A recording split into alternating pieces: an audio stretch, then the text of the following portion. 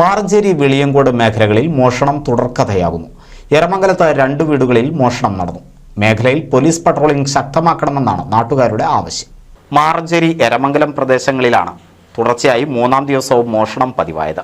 മാറഞ്ചേരി പരിച്ചകത്ത് അടച്ചിട്ട വീട്ടിൽ നിന്നും സ്വർണ്ണാഭരണങ്ങളും പണവും കവർന്നിരുന്നു. തുടർന്ന് എരമംഗലം താഴത്തേൽപ്പടി പെരുമുടിശ്ശേരിയിലെ അമ്പലത്തിലും കള്ളൻ കയറി. ഞായറാഴ്ച രാത്രിയിൽ പെരുമുടിശ്ശേരിയിലെ അടച്ചിട്ട 2 വീടുകളിലാണ് മോഷണം നടന്നത്. വെളിയങ്കോട് പഞ്ചായത്തിലെ 6-ാം വാർഡിലെ തെക്കൂട്ടി ചന്ദ്രൻ, തുഴുവാനിൽ ബാബു എന്നിവരുടെ വീട്ടിലാണ് കള്ളന്മാർ കയറിയത്. ചന്ദ്രനും ഭാര്യയും മകന്റെ വീട്ടിലാണ് താമസിക്കുന്നത്. അതുകൊണ്ട് തന്നെ രാത്രി വീടുകളിൽ ആളുകൾ ഉണ്ടാവാറില്ല. ബാബുവിന്റെ കുടുംബം കഴിഞ്ഞ ദിവസം ബന്ധുവീട്ടിലായിരുന്നു. 2 വീടുകളിൽ നിന്നും വിലപിടിപ്പുള്ള വസ്തുക്കളൊന്നും മോഷണം പോയിട്ടില്ല.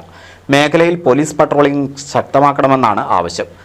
വെളിയങ്കോട് പഞ്ചായത്തിലെ 6-ാം വാർഡിലാണ് എന്റെ വീട്ടിൽ ഇന്നലെ. ഞങ്ങളുടെ വീട്ടില് ആരുമില്ല.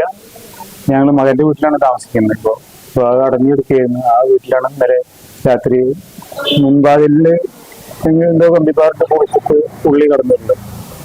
പക്ഷെ കാര്യമായിട്ടൊന്നും നഷ്ടങ്ങൾ ഒന്നും ഉണ്ടായിട്ടില്ല.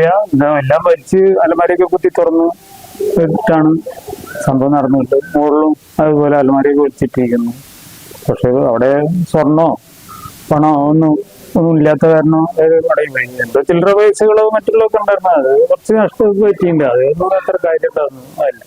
വീട് പൂട്ടി ദൂരയാത്ര പോകുന്നവരോ ദീർഘകാലത്തേക്ക് വീട് മാറി നിൽക്കുന്നവരോ പോലീസിന്റെ പോൾ ആപ്പിലെ സേവനം ഉപയോഗപ്പെടുത്തണമെന്ന് പോലീസ് പറഞ്ഞു. NCV news, Maranchery.